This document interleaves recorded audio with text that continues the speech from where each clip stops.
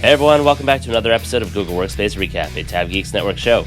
Each week we take you through everything announced by Google Workspace, discussing the updates of the week and other relevant news and announcements. My name is Jesse Nolan, my co-host is Steve Larson, and we're here to help you keep up.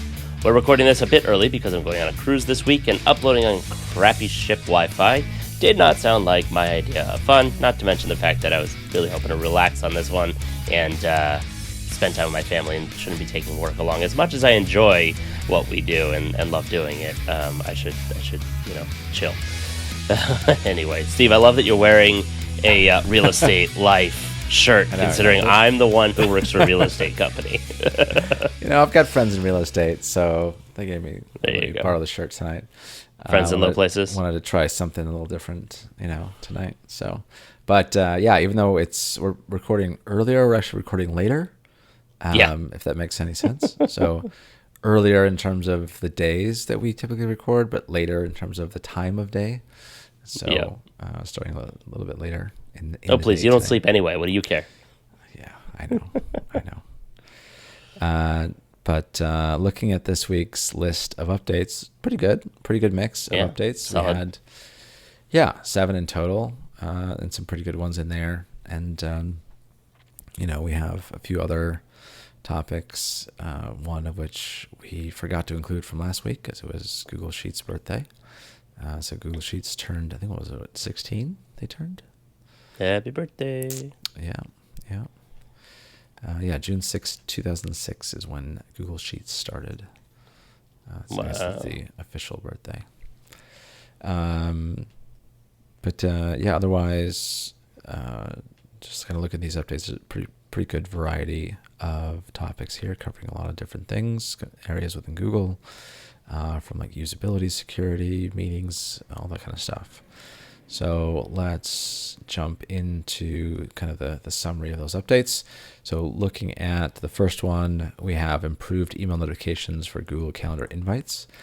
This is, I welcome this one because I've had a few accounts that have had it for a while, and I'm keep forgetting that, not every account has the same thing. And the new ones look really nice. The new calendar invites look pretty good.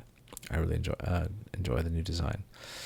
We have de-reverberation available in Google Meet now.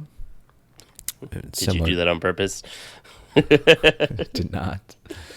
Nope. But that's out. Virus Total integration with the security investigation tool will provide you with some deeper insights into Chrome events. So I think we talked about Virus Total before on some previous episodes. There's been a few things coming out regarding Virus Total. Interesting thing that I found out, that BeyondCorp licenses, which are $6 per person, sounds, from what I'm hearing in the grapevine, there is a minimum spend for BeyondCorp, and it is something like $24,000 a year. I think Yikes. Is what the minimum spend is there.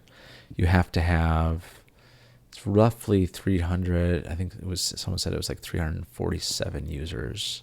Yeah, 347 users, and the minimum is $25K spend per year.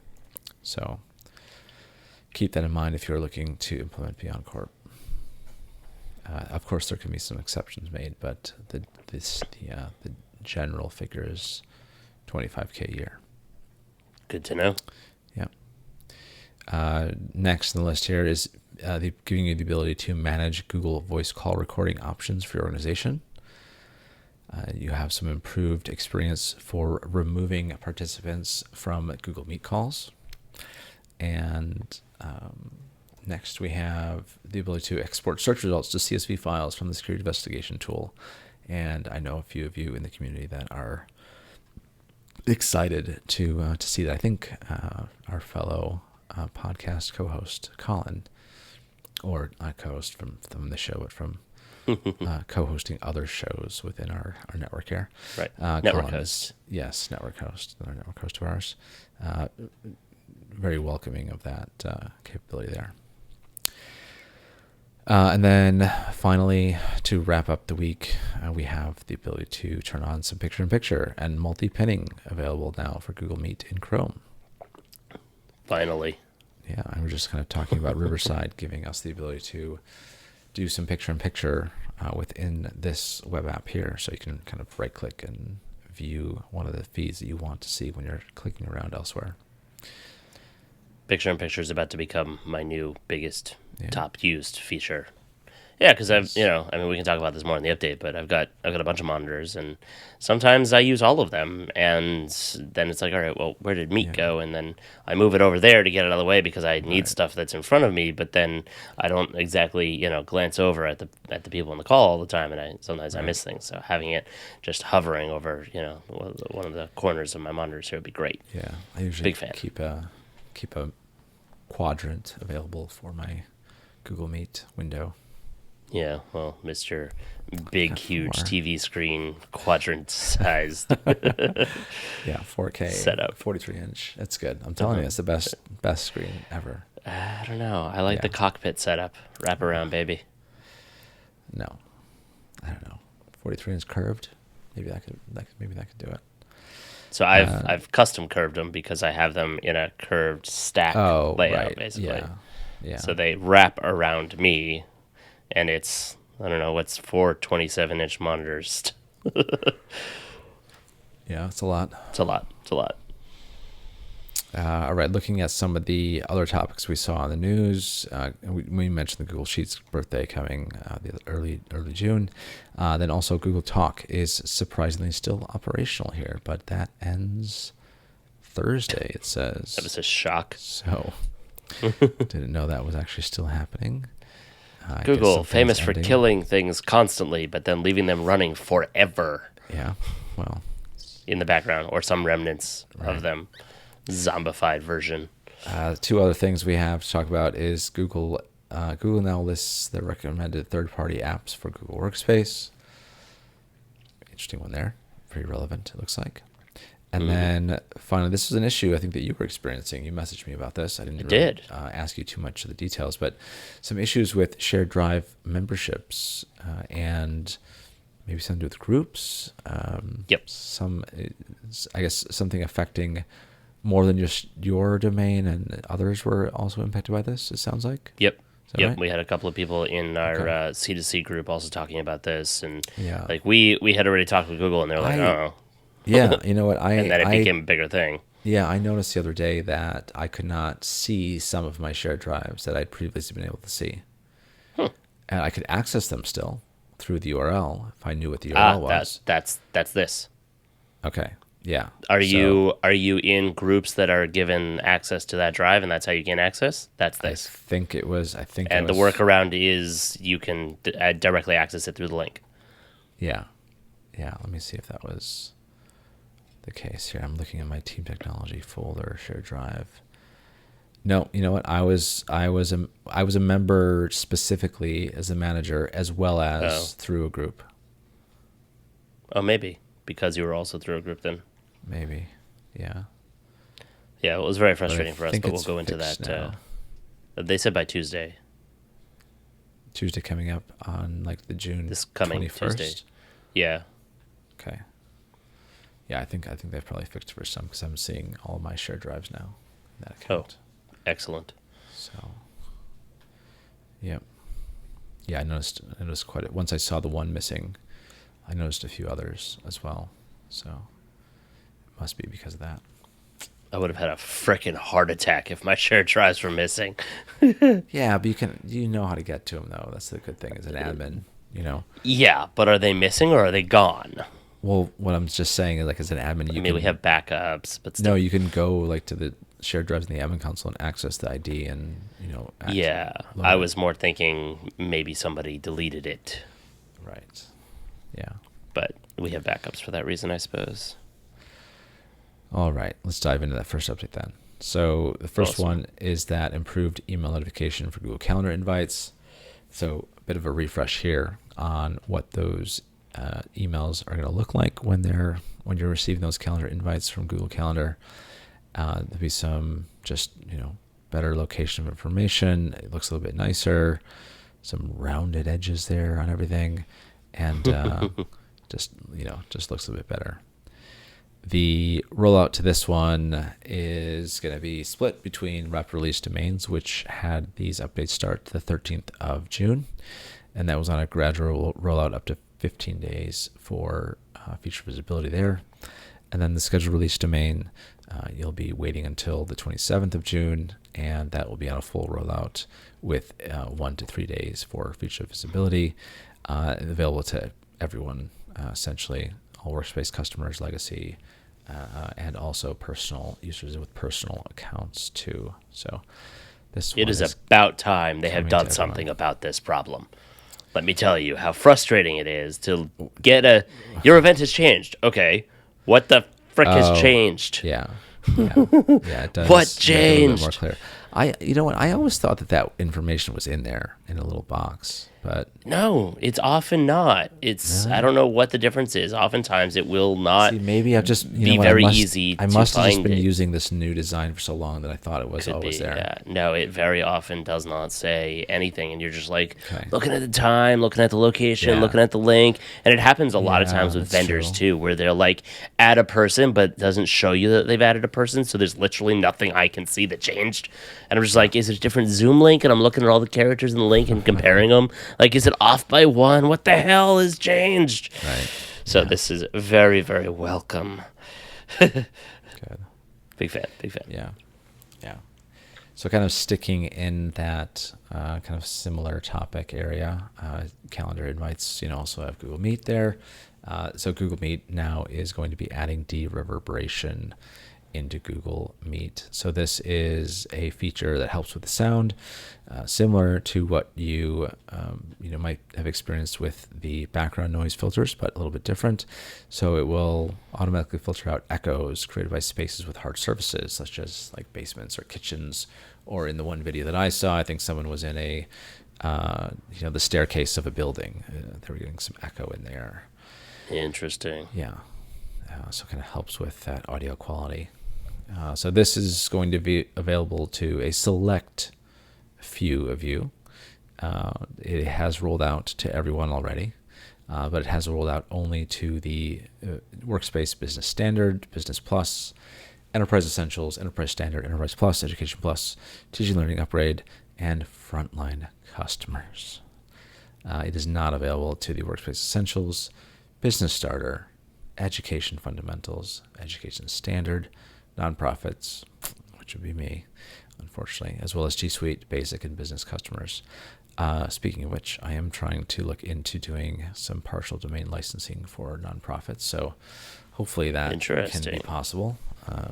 We've got like 240 accounts that we get for free, and it's kind of unlimited free accounts, but for the 40 or so active people that we have, it'd be nice to get some enterprise features for them.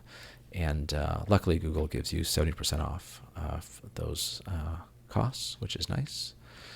It's a nonprofit, so just kind of waiting to make sure we can get that PDL approved for our domain there. Really, I don't understand why Google makes PDL such a pain in the ass to get. I know. It only helps them. Yeah, it should just be an easy thing. Like click a button, add a license type, and off you go. Yeah. That's it. I've got X amount of licenses. Great. I want 10, standard, and I want 30. Like, hey plus, Google, I want to pay you more. Can you just let me Seriously. pay you more? It's like, why is it so hard to let me pay you some more money? I don't know. Instant, like, you could- Google doesn't know yet. Well, tell your Google Assistant to tell its, now mine's listening, to tell its overlord masters there to open it up. I mean, think about it. It'd be much, much easier for people. Like, if, Google wants to pad their bottom line a little bit, just to open it up and instant revenue there. Hey, you can now, everybody can do this. Yep. You don't have to complain and moan and beg your Google rep that most people don't even know that they have to turn this on for them. I literally had to beg and fight. Yeah. Oh no, it's not possible. Don't tell me it's not possible. I know it's a thing. Yeah. Oh, I guess it is possible, but you're not able to get it. Stop telling me no. Yeah. 500 users. Give it to me. Actually, I had significantly less then. I probably had 350 users then, but still. Yeah. All right. Next update. We'll get there. Next update is the virus total integration with Security Center investigation tool. It's going to give you some deeper insights into Chrome events. So VirusTotal, if you have that, kind of check in the screen investigation tool here. It was already available for Gmail log events, but now it is coming to Chrome log events, and this will just, give you some additional information around what's happening across your endpoints there, and kind of interesting information around. I'm just trying to look here at what this is. Whether or not some sort of file comes into the org and is maybe malicious, just has some sort of malware attached to it. Looks like here. Looking at the version here, just look at some of the details. There's 2 versions of VirusTotal reports. You have standard and enhanced.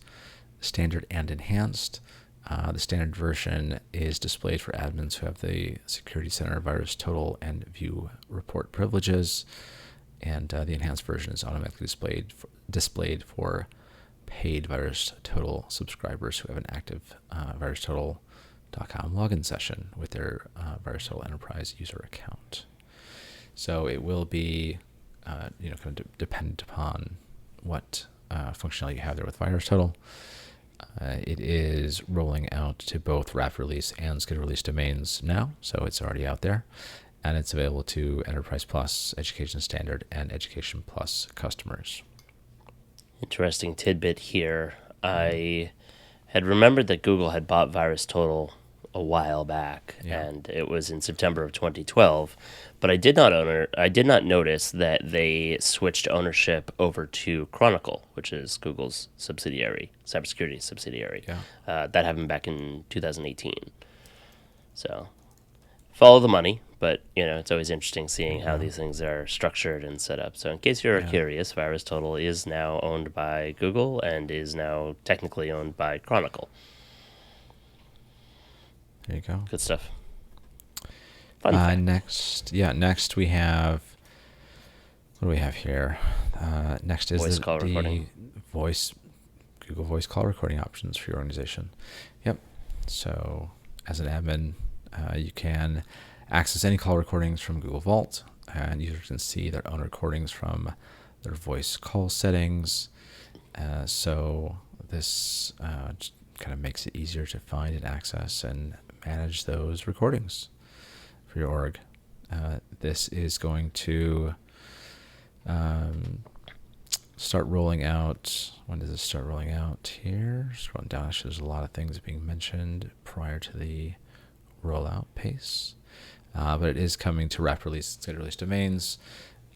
For the admin console settings, it is on an extended rollout, potentially longer than 15 days for visibility there, starting on the 14th of June. And if you have this enabled for your calls, so recording of calls, both automatic and on demand, that will be available on or around the 11th of July. And this is going to be available to, automatic voice recording is available to all Google Voice Premier customers. And on-demand voice recording is available to Premier and Standard. So Starter does not seem to have this feature available to them at all.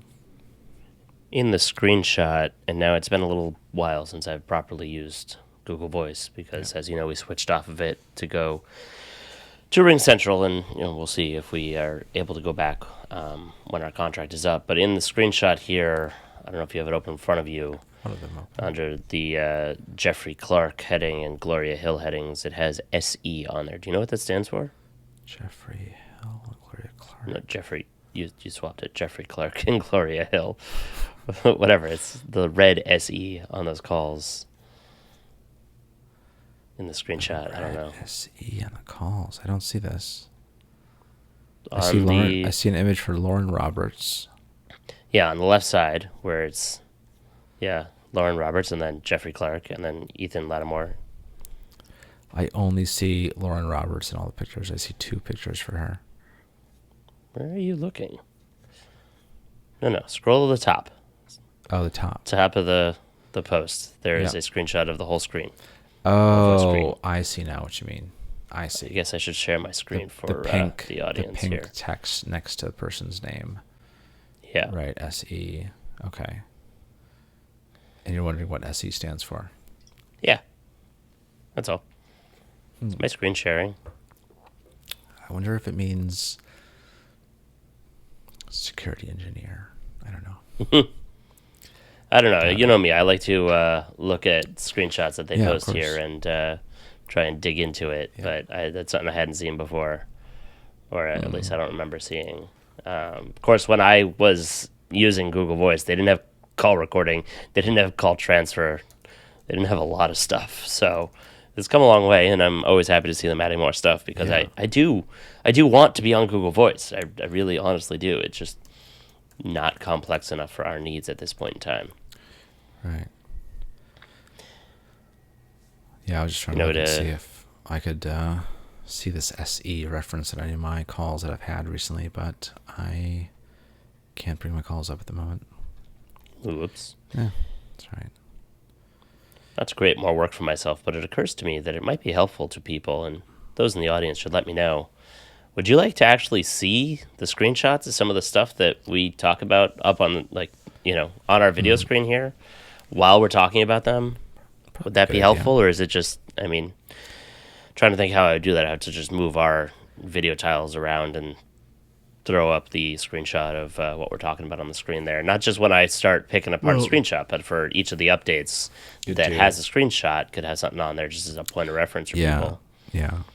I don't know if people are watching it on their, big screens and actually watching the video, or if they just like to put it on. And Right. And obviously the podcast world, it's not going to make a difference. Audio is audio, but for those on the visual side, it may be interesting to have. I don't know. What do you think?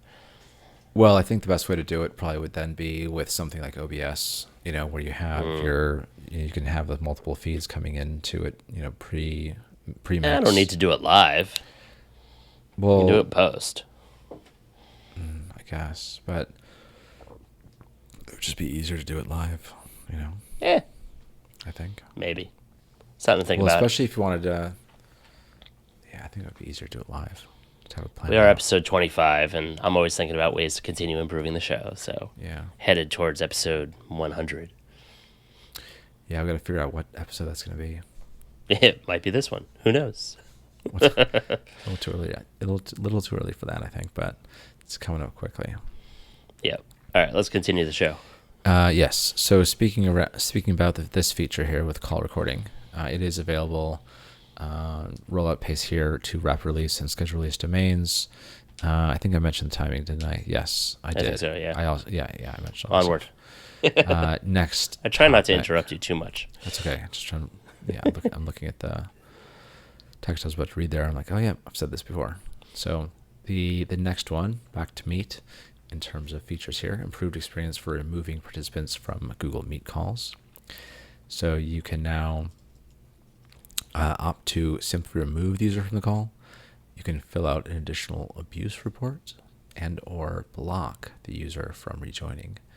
And they recommend, of course, using the block functionality only when absolutely necessary. Blocked users can be manually added back to the call from the people panel if you need to. So keep an eye out for those additional kick the user out to participant settings. That is going to be coming to wrap release and schedule release domains starting the 15th of June on a gradual rollout for up to 15 days for visibility. And then this is going to be available to everybody, even those G Suite Basic and business customers and also personal accounts. 2 more updates to go. The next one is that you can now export your security investigation tool logs to CSV for better analysis and just better visibility overall, because once they started to move away from the audit log report section into investigation tool, things have been a little bit challenging to get used to, I would say. And the other thing too that I don't like about the new investigation tool is that I can't like create a link to the investigation subsection that I want to send someone to anymore. So if I want to send someone to, drive log events versus admin log events, I don't get this nice, unique URL anymore because it has, it has this unique URL. I don't have this consistent URL because I get a unique URL that sends you to a investigation tool URL, which has that, long random string on it because they're thinking, oh, this person's going to save it. So we want to have a unique URL to come back here if they start to build out their search query and then save it. So I don't know. I'm not really a huge fan of the new investigation tool design and look and feel, but yeah, it is what it is. So talking about this update though, as I said, you can now export your results into a CSV format and then share that results, that file accordingly, along with manipulate the data in there as you feel like you need to. This is going to be rolling out to wrap release and schedule release domains, started on the 15th of June, and it's going to be a gradual rollout up to 15 days for visibility there. And it's available to all Workspace customers as well as the legacy G Suite, Basic and Business.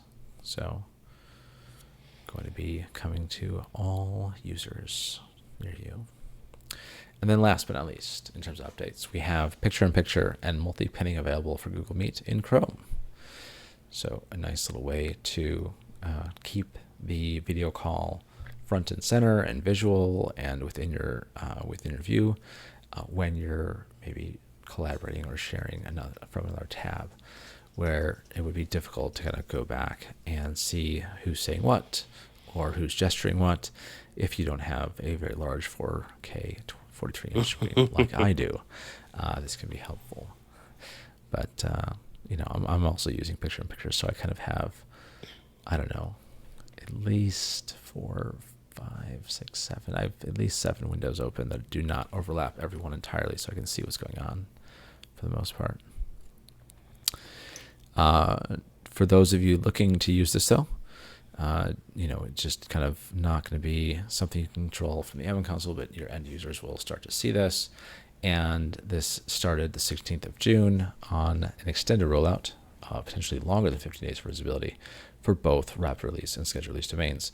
And this will be available to everyone. Again, everyone's going to get this. All Workspace customers, legacy G Suite Basic, as well as personal accounts. When it says you can now pin multiple video feeds, does that mean picture-in-picture pin or pin them to a position on the screen? You can definitely move them around very fluidly on the screen. You can move them pretty much anywhere you want. That I did test. Individual tiles. Well, per meeting, yeah.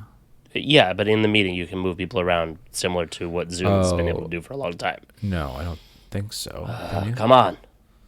Why I don't would you know. want to do that? Because I don't like where my tile is on the screen, and I want to move mine around and put someone else's in its place. Okay. Yes. Or I want a specific couple of people on the top row, and the other people I don't care where they show up. Right. Yeah. There's a way to sort by name or activity in Meet. I don't think so. You can pin like one person, but yeah, I thought there was a way to sort alphabetically or by participation.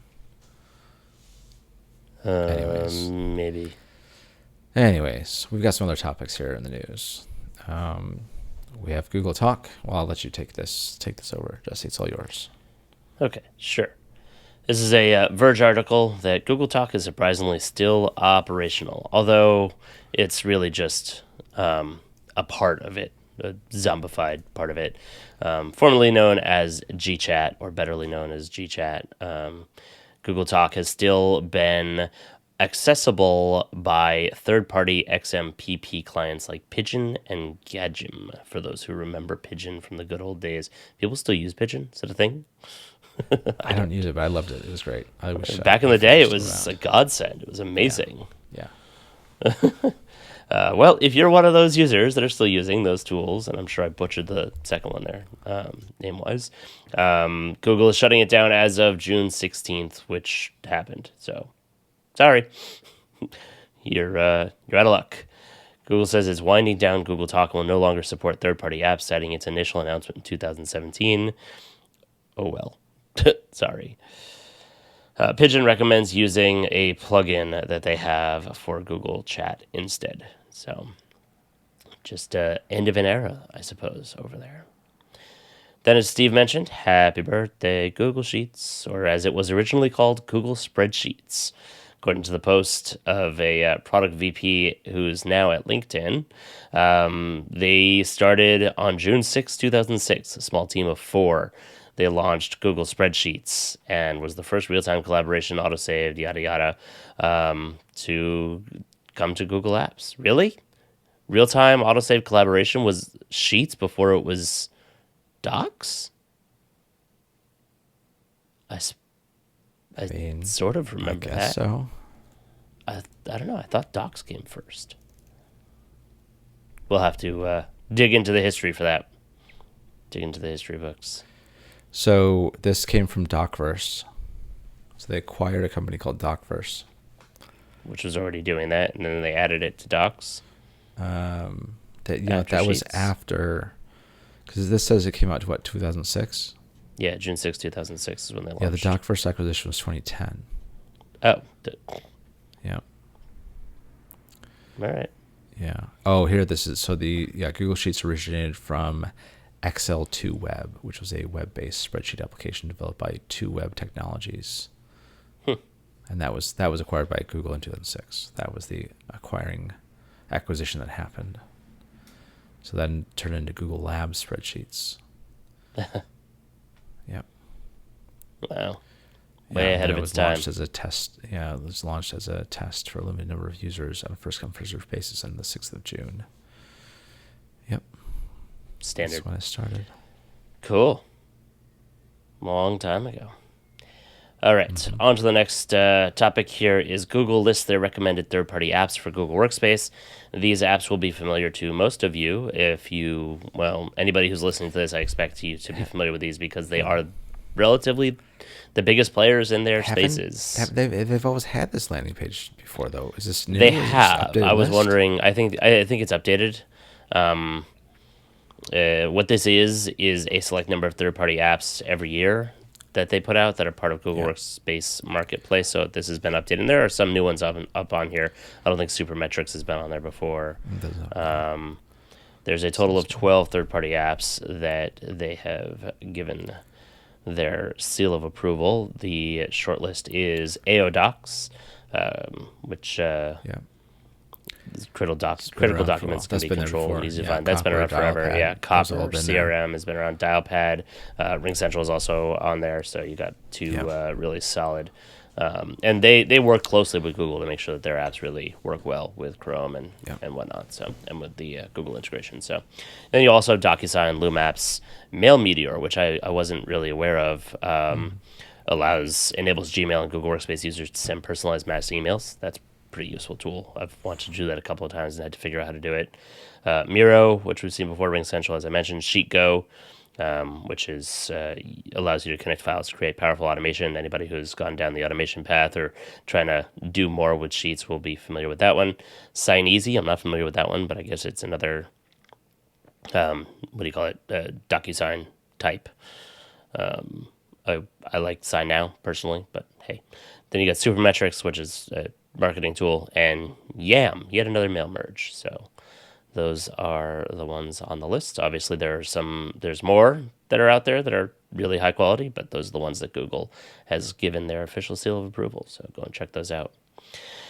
And then the shared drive membership issue. This is something that cropped up for us where it turned out that this was a bigger, more widespread issue with a couple of other people, as we mentioned before, in our, a C2C community that we're in, that were also talking about this, that they had issues with it in their company, and we were able to figure out kind of what was causing it, and then Google acknowledged the issue. But essentially, when a user was recently added to a group that is a member of a shared drive, and that's how the user gets access, the user isn't going to see the shared drive in the UI, and admins won't be able to see the shared drive membership in the user account details in the admin console. And that was one of the things that was confusing us. We're like, well, they're in the group, and our automation is set up that if they're in the group, they get access to this drive, obviously.